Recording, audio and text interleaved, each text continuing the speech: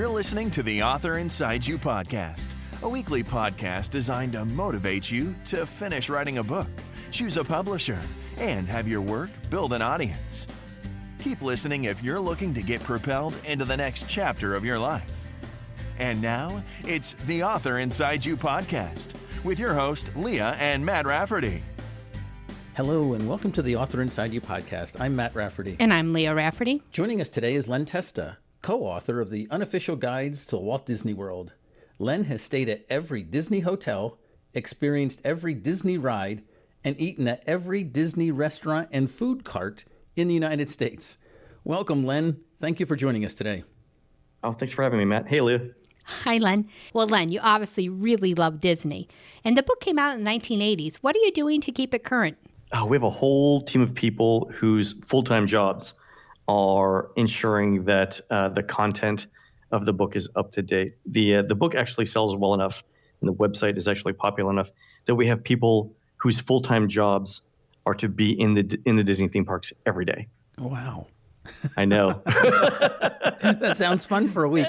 Every once in a while, when you're sitting at your desk and you're thinking to yourself, if I had another job, what would that job be?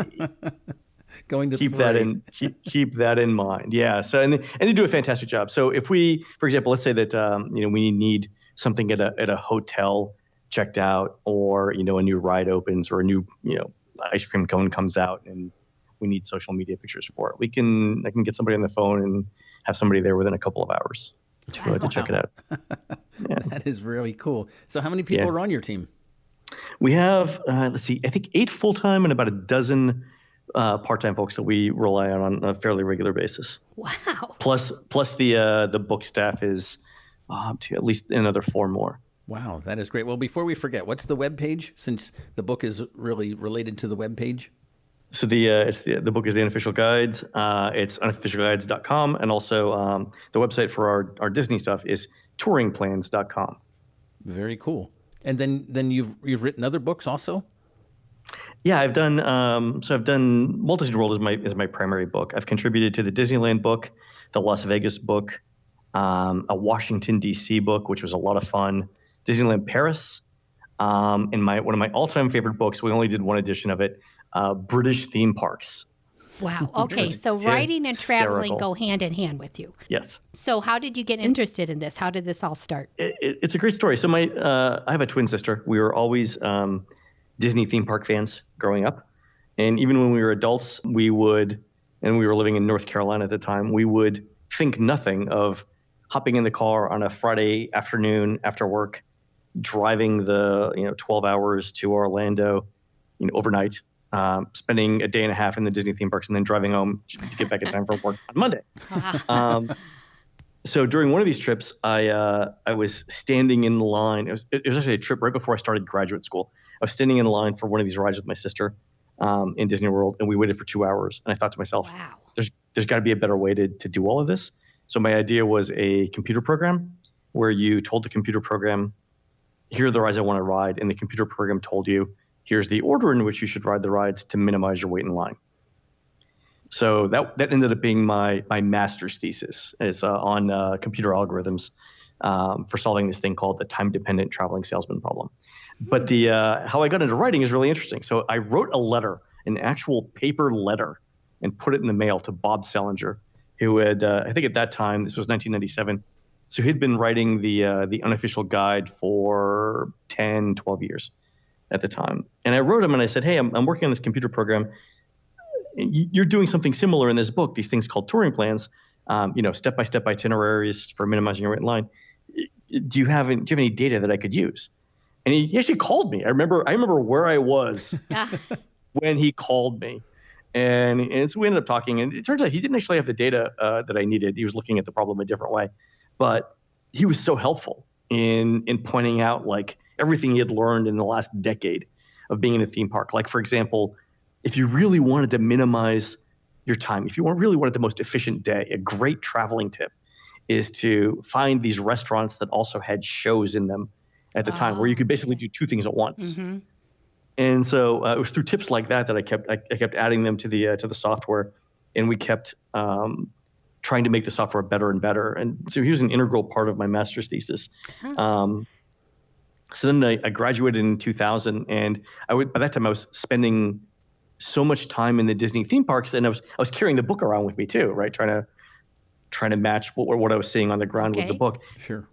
And I was so I started writing him like, here are a couple of sentences that needed to be updated, that need updates. This name has changed, this thing is closed, this thing is open, and it literally went from writing sentences to writing paragraphs, to writing sections, Wow. to writing chapters. And in 2003, I became co-author. Wow. So it actually started before that. So the first edition of the book I'd ever read was 1995, even before I started graduate school. And I remember when I was reading it, I said to myself, I want to write this book. Not a book like it, but I literally want to write this book. And you did it. And that's how I knew Bob. Yeah. And then 8 years later I did. Yeah. So that was that. But it's been, Bob is fantastic to work with. He's a super smart guy. He, the things that we sort of take for granted now around like Google and using data to make decisions and things like that, he had thought of that 30 years ago. Wow. Yeah. That's very cool. So I have a question about your master thesis and the plan. So when you put in the rides that you're interested in going, the 6 or 7 rides that you want to do in one day or whatever it was. 6 or 7. You're adorable, Matt. Okay, before lunch. How about that? 6 or 7 like before 10 a.m. lunch. But all right, go ahead, Matt. Go ahead. I'm moving slowly, I guess. All right. What was your plan for figuring out how many people are in line back before there were? I could see how they can do it now, with cameras and counting faces and stuff. But how did they do it 20 years ago? Or what was your plan for 20 years ago? Okay, I'm going to tell you this story, and I don't want you to judge me, all right? Okay. Okay. So early on, my brothers and sisters helped me count people in line. And the way that we would do it is this.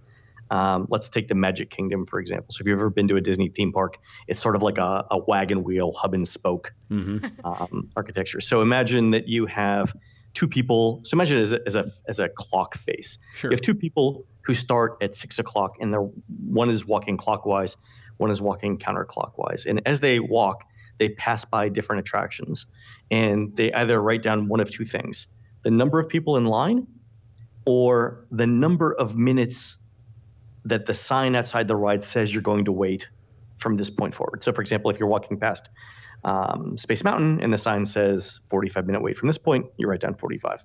Okay. You complete, both people meet up at the 12 o'clock position. It takes them about 26 minutes to do that half of the loop. It takes them 4 minutes to walk back down to the 6 o'clock position, and they start over.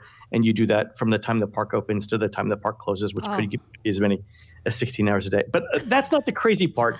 The crazy part, Matt and Leah, did they have Fitbits? They didn't. The crazy part was this: it rains in Florida, right? So we had to a lot, and you don't want to be the person walking around a Disney theme park, especially after 9/11, with a clipboard in your hand. Just not the sort of activity that you wanna bring attention to. So we actually created small notebooks, a little bit smaller than a 3x5 index card, that you could palm in your hand inconspicuously. And because it rains in Florida, we did 2 things. We printed it on heavy cardstock and had it spiral bound at Kinko's, and it was laser printed with exactly the route that people would follow. And I hesitate to tell you this because we've just met, but the way that I made sure that it worked in the rain is I stood in my front yard under a sprinkler and wrote on it to make sure it worked. My neighbors came out, and my neighbors were very understanding. And he's like, look, man, I'm cool with whatever you're doing, but my wife thinks you're bringing down the property values. Wow, you're like your own little agency. You and your we family trying to figure this out. You have a problem, you're going to solve it, and you're going to even invent the materials. Yeah, so we did it, and so that's how we originally collected it. Nowadays, we hired people to do it. We have hundreds of thousands of users of our app, and those folks give us the wait times, how long they're actually waiting in line as well. Oh, and great! We get some information from Disney too. Yeah. Very cool. Yeah. What does Disney think about all this? I knew that. I knew this question was going to come up. It depends. The frontline people, the people who work in the parks every day, most of the people below a certain level of management understand completely what we're doing and are super supportive of it. The information that we get from cast members about how things are working, why things aren't working the way we think they're going to be working, and so on, all of that is phenomenal. But that's where the cooperation ends, by the way. But I'll tell you the story. So back in 2015, Disney was getting ready to build this land dedicated to Star Wars in its Disney's Hollywood Studio Park. In fact, it's going to open later on this year.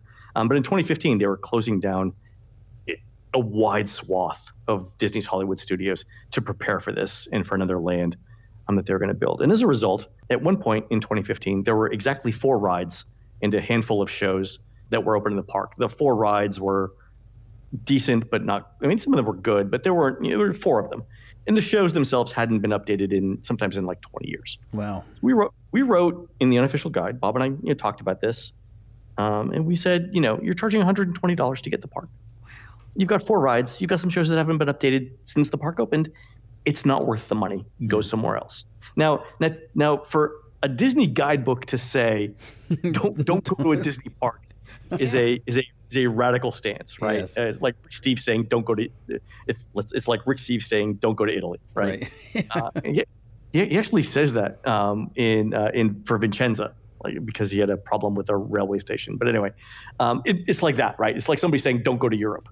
But we said it, and because we're very focused on consumer advice, and we are always focused on consumer advice. We didn't think it was worth it, and to this day, I maintain that was the correct call, without a doubt. Didn't lose a minute's sleep over it.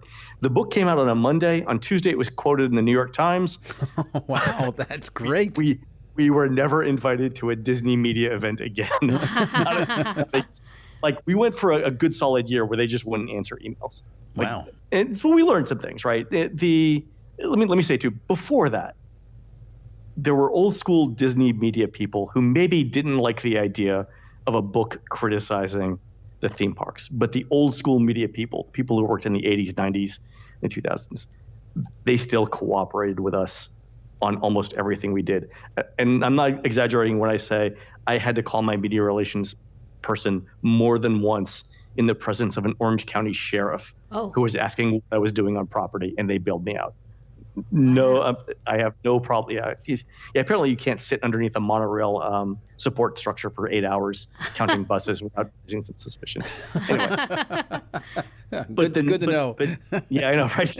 In case you were wondering how many hours it takes, that's it. But you're still promoting their business. You're fine. That's the thing that we sort of. We say it, but I don't know that anyone understands it. I mean, Bob's been doing this for 30 years. I've been doing it for 25. You don't do it unless you really love the theme parks. Right. And we love the theme parks, but loving it doesn't mean you can't criticize it. Right. There are things that they've got 150 or 200 restaurants. It's not like it's Lake Wobegon where every one of them is above average. Right. Right. Some of them have to be bad. Sure. Just law of averages. And so when we criticize things, it's not because we want to criticize Disney. It's because they're a company with enormous resources. I mean, they made $12.6 billion in profits last year. If something is bad, it's because they don't want to make it better, right? Mm-hmm, they've got the talent, they've got the time, they've got the money. And so that's what it is. And plus, since we're super consumer focused, we have to tell people if something's not worth their time or money, right? So tell us about publishing. Are you using the same publishing company that you've been using all along since the book began? So when I joined, we had Wiley as a publisher, and that was 2000 to 2003. Before that, it was, a variety of Macmillan. I think we went through every publishing house in New York. But Wiley was the one that I knew from basically 2000 to 2012. And that was a super interesting relationship. Obviously, I didn't know anything about publishing when we started, but I joined around the time that a lot of people were really getting online, like on the internet. The internet was becoming a thing. When I first started working on the book, we were publishing the book once a year. So it comes out in every August. And Disney was building so many things, and things were changing so often in Disney, especially after 9/11, that we'd print the book and it would already be outdated, right? There would be key information that was already wrong. So Bob and I had the idea of coming up with a website where we could provide simple updates to the book. Hey, this word on this page has changed. This restaurant has changed or whatever. And we ran into resistance from Wiley, almost from day one on virtually all of it. They didn't want a website at all because they were afraid that the website was going to take viewers diminish or take sales. listeners. Sure. Yeah. From it. And the other thing that we were doing is Bob and I got, even back in those days, we got a tremendous amount of mail, thousands and thousands of letters, and then emails. Every year. Without a doubt. So the last year that I stopped answering all of my own email was 2011 or 2012. I got 16,000 emails related to the book. Jeez. Well, that's the thing. Disney people their fans really, really love Disney. They're dedicated fans. And early on when I joined, Bob said that we could answer emails. He and I were going to answer the emails, but we had to answer them all ourselves. Like there was no farming out of the simplest questions, and that was great.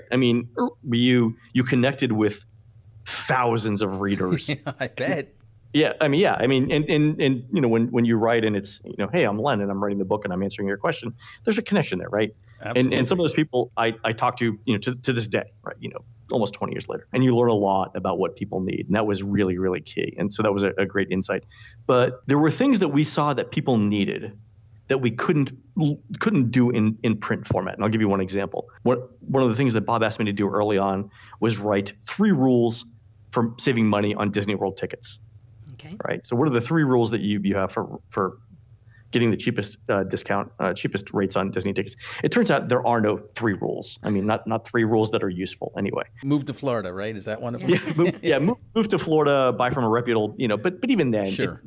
The ticket system at the time, Disney had something like 200 different styles of tickets. Wow. There are no 3 rules that are going to summarize all of that. Yeah. So we ended up writing a computer program and putting it on the web, where you told it like where you wanted to do in Disney World, and it would tell you, it would figure out the cheapest combination of tickets to buy to do whatever you wanted. And that's an example of something where wonderful. You're never going to put that in the book. It doesn't work in print. Right. No. Right. But if you tell people in the book, hey, this is a really complicated problem, doesn't work in print, but go to this website and we'll give you this tool for free, and which we do. That's a great example of blending print and web, right? Yes. Here's this thing we can't do in a book. We know it's of value to you. Just go to the website and do it. And once they're on the website, and once people find the website, they start asking for other things that can't be done in print. And this is where Wiley really, really, really started to get nervous. So we would get, along with thousands of questions about tickets, we would get, and I'm not exaggerating, thousands of questions about touring plans. Like we had like a dozen or 18 step-by-step itineraries in the back of the book, but people always wanted more, right? Like, give me one for rainy days, give me one for grandparents. Okay. Sure. What if I'm not going to show up at 9 o'clock in the morning? I'm going to show up at 11 o'clock. Well, how is that? So we took my master's thesis and built a tool that allowed you to create your own touring plan using the same data. It was literally the exact same software that we were using internally for the book, but we put it on the web. And Wiley at the time was apoplectic, but because I never signed a contract with them, they really couldn't do anything to me. Okay. Right? So like, this is going to happen whether you like it or not. They didn't like it, but then they fell into like this benign neglect where they didn't really promote the book, but they let us do what we wanted on the website. Okay. And I think that was the key, because we started to find more things that we couldn't do in print that worked out really well on the web. And then what we did was, and I think this is key for your authors, we started learning and surveying our users on the web, which is much easier than surveying them in print. Sure. And we would take what we learned from the web and put it back in the book. Okay.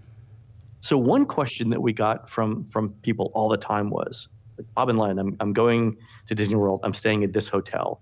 I want a room that's very quiet. What room number should I request? Wow. People are that specific when they're asking questions, huh? We attract type A. I am type A. Wow. When we go to Disney, we're like, should we go tomorrow? I don't know. The beach? Or... No. Yes, these are very type A.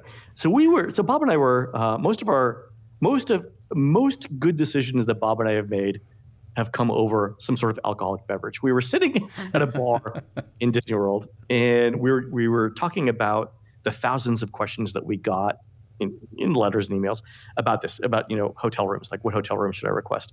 So we called our photographer, and we said, hey, Disney World has 30,000 hotel rooms. How long would it take you to photograph 30,000 hotel rooms? He's like, I don't know. I was like, and so we pointed to him and we said, there's a building right over there with 192. Go photograph that and come back. And it took him about an hour. Wait, right? So how could he get in to take the pictures? So they face outdoors. So they're outdoor facing rooms. So what you do is you put your back against the window, and if you take a picture, you're seeing exactly what you would see from inside the hotel room. Oh, okay. What is the view? Okay. What is the view? Yeah, okay. I'm sorry. All the rooms look the same on the inside. So right. You only need a couple of things. I misunderstood. Right? But the view from the outside, yeah. So so we did that. So we ended up doing this project where we sent the photographer out to find the best views of all 30,000 hotel rooms in Walt Disney World. And we put those in the book, like step one. It's an 850-page book. Now you understand why. Right, yes. But then we built a tool online where if you tell us the kind of room that you booked, I booked a standard view room at Disney's Beach Club Resort, we will show you all of those rooms on a map of the resort, floor by floor in each building. And if you click on an individual room, we'll show you the view that you get from that specific room because we have a photo. Yes. And so we started with 25,000 photos. We were missing about 6,000 from Walt Disney World, but our users sent in the rest over time. Oh, wow. That's dedication. So again, it's an example of something where we started off in print with a solution. We realized that we could do it better on the web, but the information that we got on the web went back into the book, and now both things are better because of it. Great. So are you still with Wiley? Do you still have a relationship with them? Wiley, Google owns the Unofficial Guide trademark right now. Google bought Wiley in 2012, and if I may say so, stripped it for its social media content and its book content, and then threw the rest over the side of the boat. So when you were publishing with Wiley, you did not own the copyright? We own the content. We don't own the copyright. So the name Unofficial Guide was owned by Wiley. It's owned by Google now. But the interesting thing that Bob did was he never sold the content. I see. So that sounds complicated how that works. But think about it, he sold the trademark. Do you write like every day for the web page and then update all the books, or like what is your writing process like for a week for a day? It's a back and forth, and I'll give you an example because I'm actually working on the book right now. So for this edition, it's one of the largest redos we've ever done. We did a survey online where we asked people these questions. And by the way, this is applicable to any destination, not just Walt Disney World. But the question we asked was this: what's the one thing that you didn't know before your first trip to Walt Disney World? Like, what did you learn that you didn't know after your first trip? On your first trip. Right. And so we categorized all of these answers, and we calculated the frequency of them. Because of course, why would we not do that? So things like, I didn't know that you needed reservations for Disney World's restaurants, or I didn't know that the hotels don't offer continental breakfast for free, right? Things like that. Mm-hmm. And what we did was we put those questions at the beginning of each chapter of the book now, right? Because if you don't know it, somebody has to tell you, hey, here's this important thing that you may not be aware of. So we put those I didn't know questions at the top, at the very front of the chapter right now, even before the introduction to the chapter. So for example, we'll say, if there's a question like, how do Disney World restaurants handle food allergies?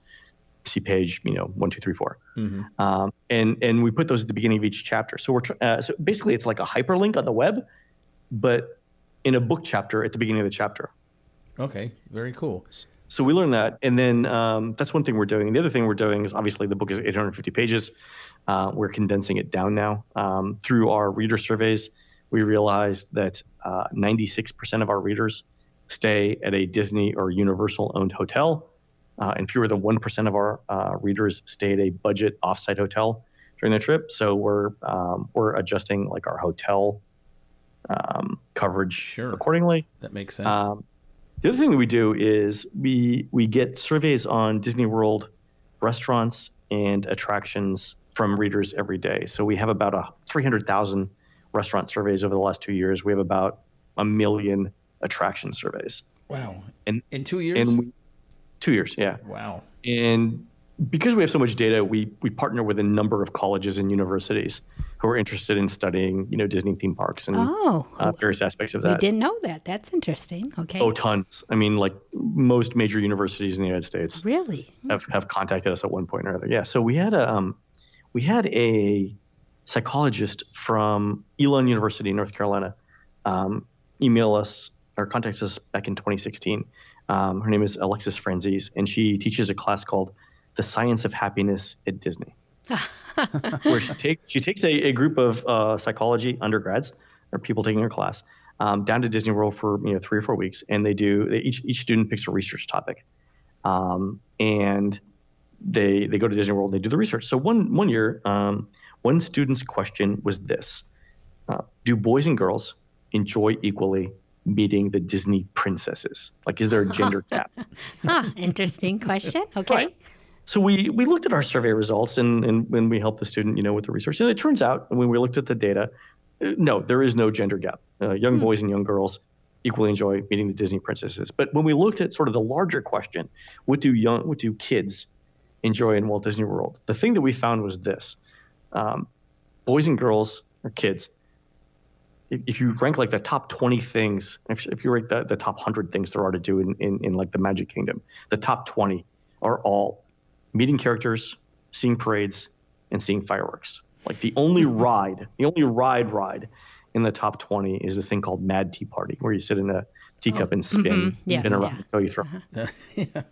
And that's an example of where having the survey data from the web, because it's easy to do on the web, completely changed our coverage in the book. We went back and that became sort of like one of the key instruction pieces that we had for parents. Like, you may think you're going there for the rides, but if you ask your kids afterwards what they really enjoyed most, it's these things plus maybe the hotel pool, right? So make sure you build these things into your day. So that's another example of where sort of the book and the web sort of complement each other. Yeah, well, I'm going back to Bob, and I'm thinking, what does he think now when he wrote this book by himself, and then all of a sudden he meets you, and now it's helping universities with studies. I mean, it's pretty impressive what you have accomplished. So congratulations for, I guess, your computer background and knowing how to write programs. And Bob had actually, before I was there, Bob was partnering with MIT on software to do the Turing plate stuff. I took a slightly different twist on it, but he'd already figured that. And his background is operations research anyway, so he was already doing surveys and analytic stuff. I think we helped with sort of the computer infrastructure and stuff, but it's always been a team effort. Wow, that's pretty interesting. Bob is phenomenal when it comes to both like I think we all understand like our first responsibilities to the readers, right? People pay us $20 for the book. Then we need to deliver, very good advice for the $20. But beyond that, I mean, Bob has been a mentor to me for 2 decades. He's really good at business. He told me very early on, like, to think about long-term relationships, not short-term gain. And even in the early days when I was, you're young, you want to take on the entire world, you want to fight everybody over everything. It's like, I was like, choose your battles. This is not worth fighting over. And think about the long term. So he's been a steadying influence for 20 years for me, and I've gotten tons of advice from him. He's fantastic. Well, great. So speaking of advice, what kind of advice do you have for people who might be listening who are thinking about writing a book? The first book I ever wrote on my own was the Unofficial Guide to the Disney Cruise Line. And when I say on my own, like, obviously I have co-authors, Aaron Foster, who does a fantastic job. My partner, Laurel Stewart, does a fantastic job. Our editor, Richie Halpin, who is a saint. But it was the first book where I really sat down with a blank piece of paper and said, call me Ishmael, right? Starting off, Right. yeah, right. Good Starting start. off with thank you, with the first sentence on it. Dark and stormy night. But the key, and it's cliche, but the key is literally just to start writing. What I started with the book was actually an outline, and it was a single page outline. Like, what do I want in each chapter? Mm-hmm. And then I expanded on that. So from each outline, I said, like, for example, first one is, what kind of cruise ships does Disney have? Well, Disney has 4 cruise ships. Okay, well, there are 4 subsections in that particular chapter. What do you need to know about each ship? Well, you need to know about the staterooms, you need to know about the restaurants, and so on. Okay, well, that's either another section or it's a subsection, and so on. But I started with a 1-page outline and ended up writing, I think it's a 300-page book out of that. And it was literally by saying, if these are the 5 to 10 things that I need to talk about, broad categories, what are the subcategories of those? And again, the outline was basically sentences when I started. The sentences turned into paragraphs. The paragraphs turned into pages. The pages turned into chapters, and that's how the book was written. The other thing that I do, and I do this to this day, is I map out every hour of my entire day with the thing that I want to accomplish. So Google Calendar is useful for this. So if you look at my Google Calendar, I've probably got 50 hours of stuff scheduled for the week, down to the hour, including like lunch and going to the gym and things like that. So where I know, like, this is the thing that I'm going to work on for this day. And then I shut down like all of my email. I put my phone away. I put on headphones to not hear traffic. Mm-hmm. And I write. So, Len, how can our listeners get in touch with you and fill up your inbox a little bit more? So I'll give you my email address that I actually read actively every day. It's Len, Len at touringplans.com. On Twitter, I am at Len Testa, and our website is touringplans.com. Excellent. I'll put that in the show notes. And I just want to thank you for joining us today on The Author Inside Awesome. You. You were fantastic. I think you gave us a lot of great advice and a lot of insight into how you put together your book, which was great. Thanks very much, man. Thanks, Leah. So if you're a big Disney fan like Len, we have another episode of The Author Inside You that you need to check out. Back in February of 2017, we interviewed Chris Smith, and he wrote a book called The Walt Disney World That Never Was, Stories Behind the Amazing Imagineering Dreams That Never Came True. So you might want to check that out. I'll put a link to that in our show notes. Until next time. Right on. Thank you for listening to the Author Inside You podcast with your host, Leah and Matt Rafferty.